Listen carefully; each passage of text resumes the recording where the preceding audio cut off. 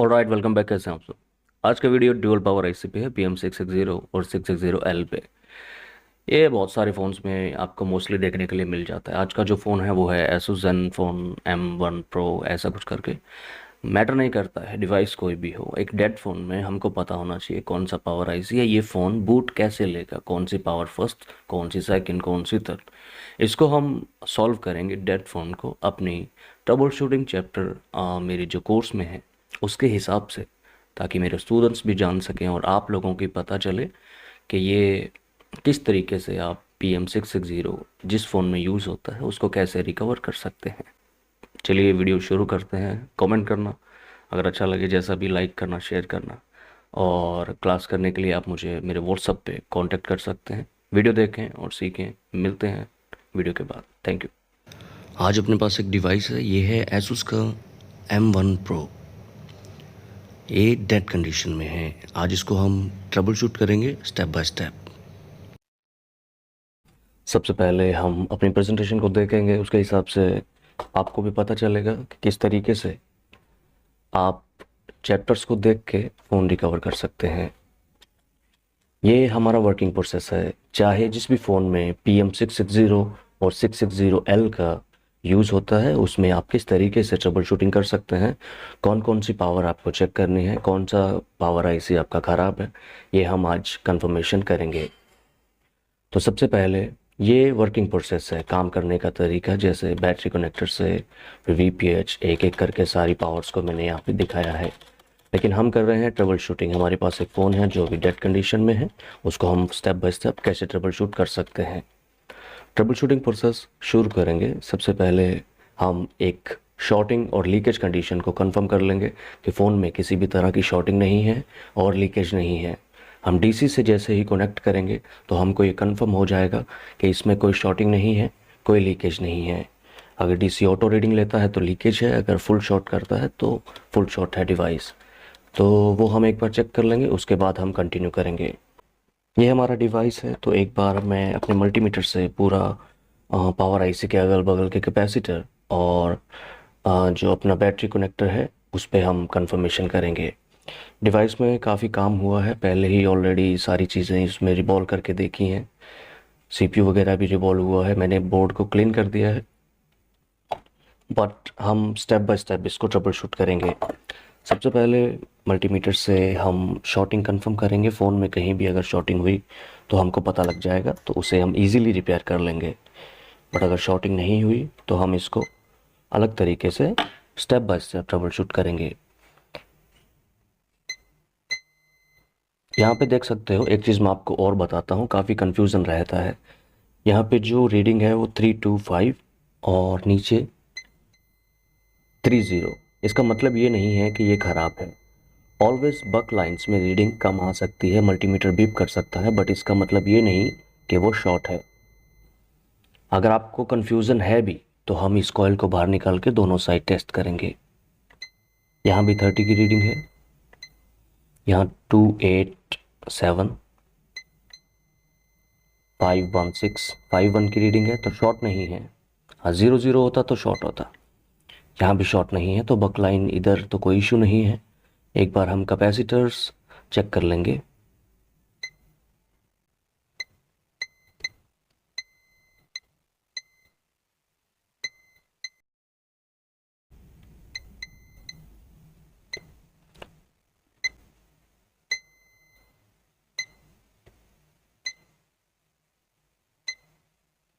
तो कुछ शॉर्टिंग जैसा नज़र नहीं आ रहा है इस साइड। तो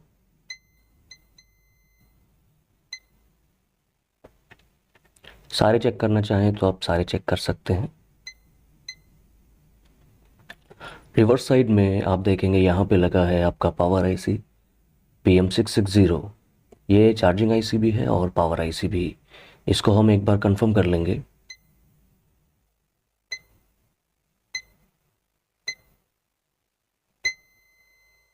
31 की रीडिंग है, शॉर्टिंग नहीं मानेंगे। 31,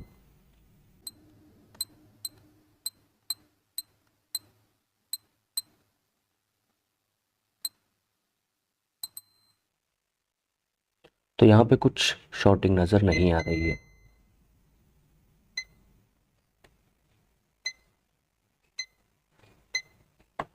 बिल्कुल ओके है, शॉर्टिंग नज़र नहीं आ रही है। तो अब हम इसको एक तरीके से ट्रबल शूट करेंगे जिसमें हम कंफर्म कर सकें कि इश्यूज़ क्या हैं।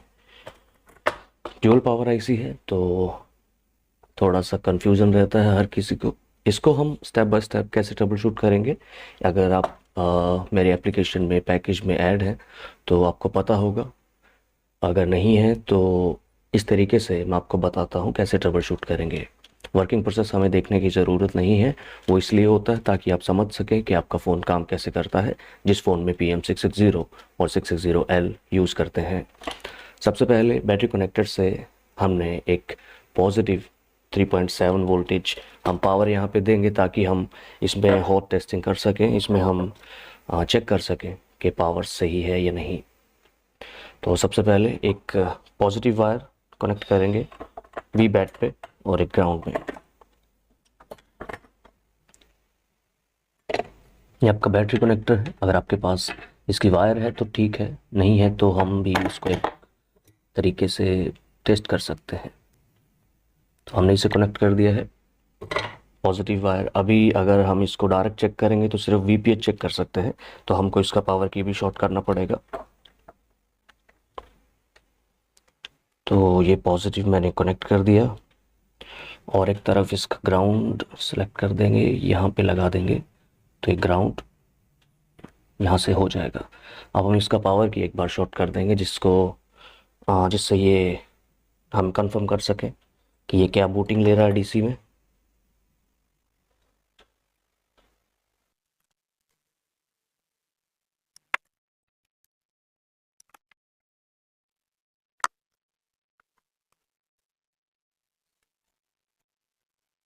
इसको हमने शॉर्ट कर दिया है तो DC में जो रीडिंग्स है वो है 12, 13, 14 इस तरह से रीडिंग ले रहा है, मतलब वेरी लो बूटिंग है, हाई बूटिंग नहीं है। लो बूटिंग का चैप्टर भी हमारे एप्लीकेशन में ऐड है, अगर आप देखना चाहें तो उस तरीके से भी ट्रबल शूट कर सकते हैं। तो सबसे पहले हमने इसको शॉर्ट कर दिया, VPH हम चेक करना चाहें तो कर सकते हैं। तो चलते हैं प्रेजेंटेशन की ओर ताकि आप इजीली समझ सकें एनिमेशन के साथ और अच्छी प्रेजेंटेशन के साथ। और यहाँ पे हमने 3.7 वोल्टेज फ्लो कर दिए हैं 4 वोल्ट के अराउंड। अभी सबसे पहले VPH जनरेट होगा। VPH आपके दोनों पावर आईसीज में रहेगा, जैसे PM660 में भी और 660L में भी। हमको एक बार चेक करना है कोई भी कैपेसिटर पे कि VPH जनरेट हो रहा है या नहीं। तो चलिए इसको देखते हैं हम। M1 ये है आपका PM660। आप इस तरीके से करना चाहें तो ऐसे भी कर सकते हैं, अगर आप थोड़े से टेक्नीशियन अच्छे हैं तो आपको पता होगा डायरेक्ट VPH कैसे चेक करना है। ये फॉरवर्ड करेंगे और एक बार तो आप इस लाइन पे चेक कर सकते हैं VPH पावर। कैपेसिटर का कोड हमने कॉपी किया, पेस्ट करते हैं फॉरवर्ड। तो आप देखोगे इस कॉल के नीचे एक कैपेसिटर लगा है, इसको हम एक बार चेक कर लेंगे। ये है आपका पावर आईसी इस साइड पे और जो कैपेसिटर है वो यहाँ पे ये वाला है। तो इसको हम एक बार वोल्टेज चेक करेंगे। मल्टीमीटर को हमने वोल्टेज मोड में सेलेक्ट किया है।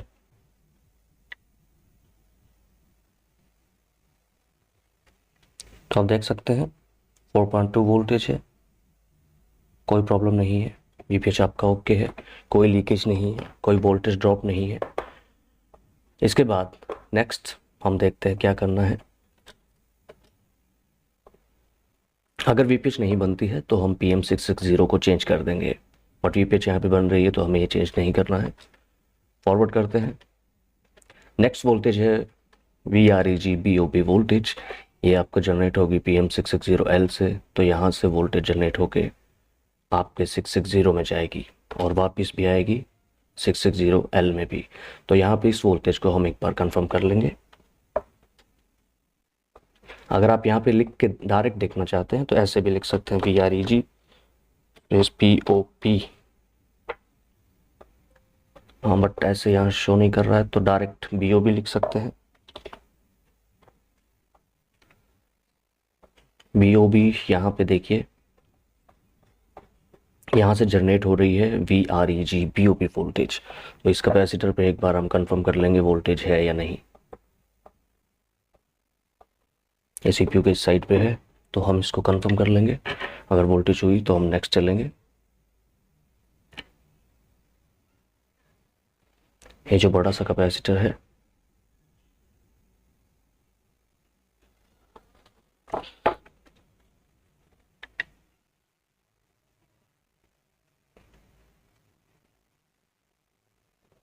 थ्री 3.3 वोल्टेज अनस्टेबल है, बट वोल्टेज है, होनी चाहिए।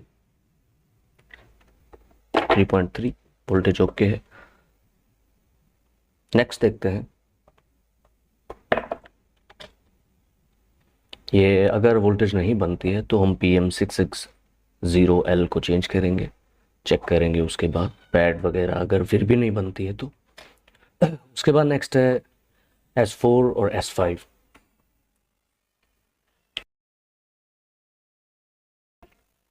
ये है S4 और S5। एक बार हम इनको चेक कर लेंगे, S4 और S5। तो ये रहा PM660, इसका कोड हम कॉपी करेंगे, यहाँ पे पेस्ट करेंगे, फॉरवर्ड फॉरवर्ड बक सेक्शन तक, एक बार फिर फॉरवर्ड फॉरवर्ड फॉरवर्ड। यहाँ पे देखिए S2, S3, S4 और S5 चेक करेंगे, दोनों वोल्टेजेस बनने चाहिए। यहाँ पे आप देखोगे C1301 कैपेसिटर है इस कॉइल के पास।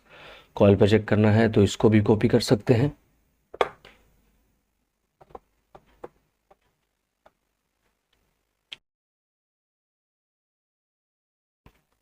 तो ये कॉइल यहाँ पे लगी हुई है इस पावर IC के बिल्कुल ऊपर।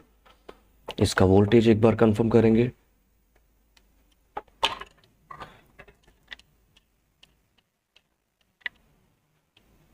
देखो यहाँ पे कोई वोल्टेज नहीं है, VPH इसमें ओके है, बट यहाँ पे जब मैं वोल्टेज देख रहा हूँ तो वोल्टेज 0 है, कुछ शो नहीं कर रहा है। इसका मतलब आप समझ सकते हैं कि कुछ इशू है। इसको शॉर्टिंग तो हमने देखा था, इसमें कोई शॉर्टिंग नहीं है। एक बार और कंफर्म करेंगे, नेक्स्ट वोल्टेज तक देखते हैं। यहाँ पे ये दोनों वोल्टेजेस, X4 हमने चेक कर ली, S5 भी एक बार देख लेते हैं, S5 भी देख लेते हैं। S5 है ये वाली वोल्टेज, एक बार कॉइल का कोड कॉपी करेंगे, पेस्ट करेंगे, यहाँ पे फॉरवर्ड करेंगे तो इस साइड पे है। हम चेक कर लेते हैं कि यहाँ पे वोल्टेजेस है या नहीं।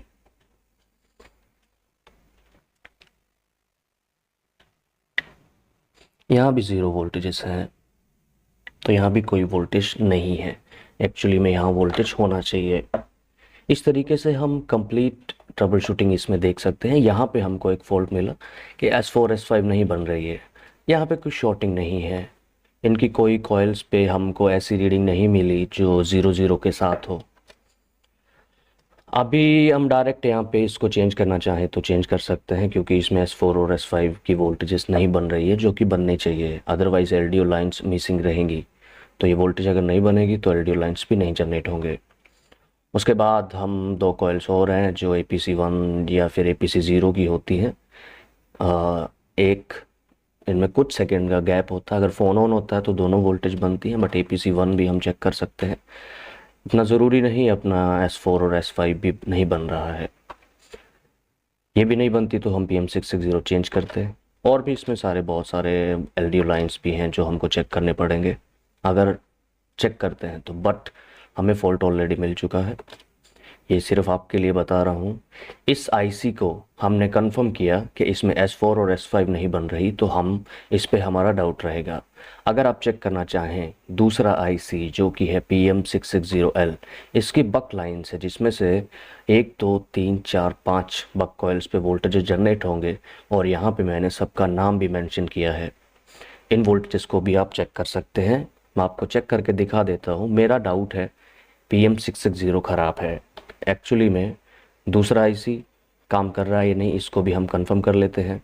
ये है 660L, इसकी बहुत सारी बक कॉइल्स यहाँ पे लगी हुई हैं। इन सब पे आप वोल्टेजेस चेक कर सकते हैं अगर आपका काम यहाँ तक नहीं बनता है तो। तो मैं एक बार इस फ़ोन में आपको चेक करके दिखा देता हूँ, जिससे ये कंफर्म हो जाएगा आपको कि कौन सा आईसी डैमेज है जिसकी वजह से फ़ोन ऑन नहीं हो रहा है। बट इसमें इस आईसी पे मुझे कोई डाउट नहीं है, क्योंकि हमें ऑलरेडी फॉल्ट मिल चुका है। तो देखिए वोल्टेज चेक करते हैं। 1 वोल्ट, 0.58, 58, 58। इस कॉल पे नहीं है, इस पे बनेगा भी नहीं, क्योंकि हमने देखा 1 2 3 4 5 कॉल्स पे। ये शायद वीपीए या नेटवर्क सेक्शन के लिए होगी। इसका कुछ यहाँ पे फंसा हुआ है, तो हम इसको रिमूव कर देते हैं।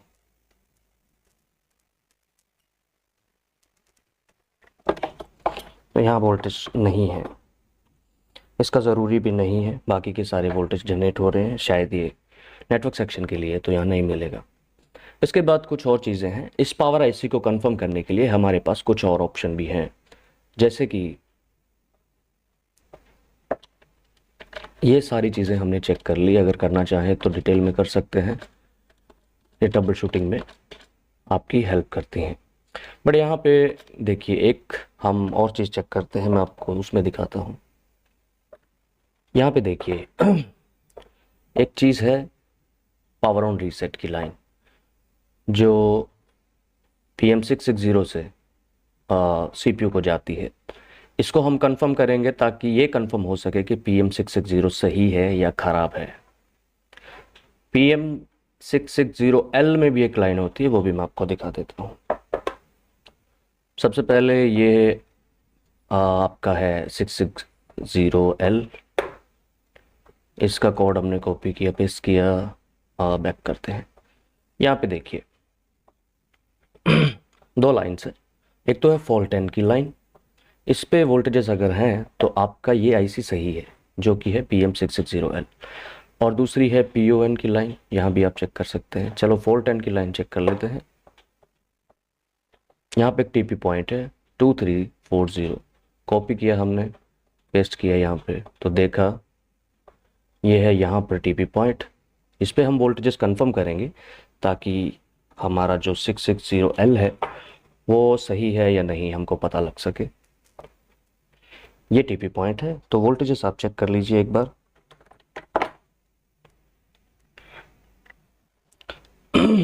1.9, 1.8 समथिंग वोल्टेजेस आ रहे हैं, तो उस आईसी को चेक करने की ज़रूरत नहीं है, अब वो सारा सही है। इसको हम एक बार और कंफर्म करेंगे। इसको कंफर्म करने के लिए इसका कोड कॉपी करेंगे,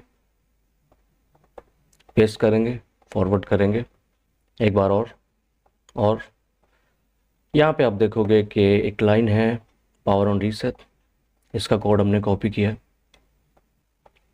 फॉरवर्ड किया। एक रजिस्टर मिला R504, कोड कॉपी किया, पेस्ट किया। यहाँ पे देखेंगे नीचे लगा हुआ है CPU के बिल्कुल नीचे। इसको हम एक बार कंफर्म कर लेंगे। अगर वोल्टेजेस है तो सही है, अगर नहीं है तो वो तो हमको पता है कि बकलाइन भी नहीं बन रही, तो ये कैसे बनेगी वोल्टेज। तो चलिए एक बार चेक कर लेते हैं। तो वोल्टेज देखिए, यहाँ पे कोई वोल्टेज नहीं है, इसका मतलब है यहाँ पे इस आईसी में इश्यूज हैं। और वोल्टेजेस भी हमने देखे, जो दो मेन कोयल्स थी उन पे भी वोल्टेजेस नहीं थे। हम एक बार इसको चेंज करके चेक करते हैं कि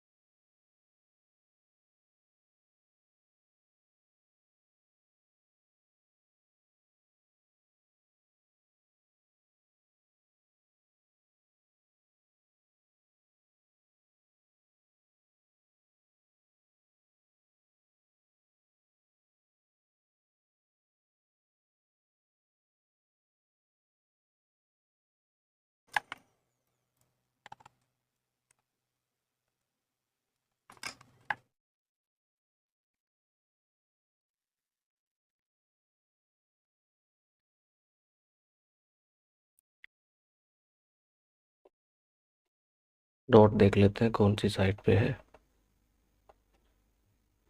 नीचे वाली साइड पे है।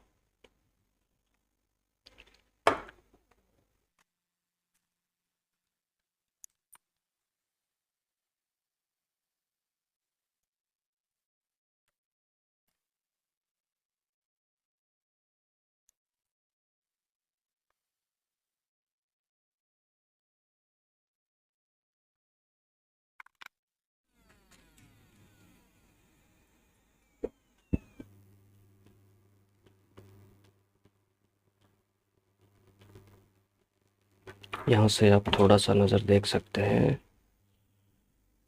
और टूटा हुआ है, बट लाइट आ रहा है।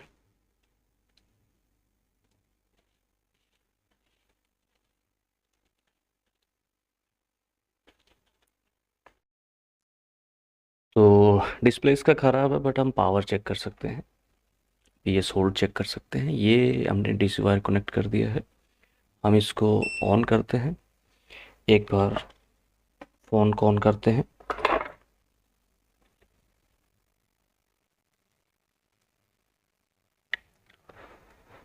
तो फ़ोन ऑन हो गया।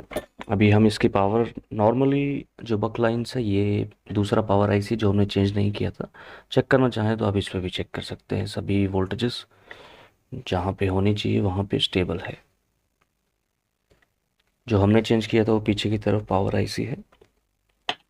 यहाँ पे इस पे भी आप चेक करना चाहें तो जिस कॉइल पे बननी चाहिए वहाँ पे जो जनरेट पहले नहीं हो रही थी वो भी हो रही है। और इससे ज़्यादा हम इसमें पीएस होल्ड वगैरह चेक कर सकते हैं कि सीपीयू रिस्पॉन्ड कर रहा है या नहीं। उसके लिए हम क्या करेंगे, बोर्नियो चेक करेंगे और M1 इस पावर आईसी पे चलेंगे। इसको यहाँ पे पेस्ट करेंगे फॉरवर्ड करके। कुछ लाइंस आप चेक कर सकते हैं, जैसे पावर ऑन रीसेट चेक करोगे इस लाइन को तो आपको कंफर्म हो जाएगा कि आपका पावर सही से काम कर रहा है या नहीं। अगर पावर सही से काम कर रहा है तभी तो सारी की सारी पावर स्टेबल है। हम इसको भी चेक कर सकते हैं। हम 200 पिन 206 नंबर पिन चेक करेंगे पीएस होल्ड के लिए। ये कैप इसको कॉपी करेंगे, पेस्ट करते हैं। तो यहाँ पे कैपेसिटर लगा हुआ है। इस कैपेसिटर के एक साइड पे हम वोल्टेज देखेंगे। अगर यहाँ पे आ रहा है तो इसका मतलब ये है कि आपका सीपीयू प्रॉपरली रिस्पॉन्ड कर रहा है। तो आप चेक करना चाहें तो दूसरी साइड, तो यहाँ पे पीएस होल्ड का एक कैपेसिटर मिलेगा, उसको हम चेक कर लेते हैं। वोल्टेज आपको दिख रहे होंगे, तो ये लोकेशन है 1.8 प्रॉपरली आपको नज़र आ रहा है। एक पिन मेरा ग्राउंड है और दूसरा यहाँ पे आप देखोगे 1.8 यहाँ बिल्कुल ओके है। अभी फ़ोन बंद हो गया, साइड वाले कैपेसिटर पर मेरा टच हो गया था। ऑन करते, अभी फिर से आप देख सकते हैं 1.8 स्टेबल। तो ये ऑन है। इस तरीके से आप ट्रबल शूट कर सकते हैं। अगर आपको नॉलेज ज़्यादा नहीं है तो आप हमारी क्लासेस भी ले सकते हैं। Thank you.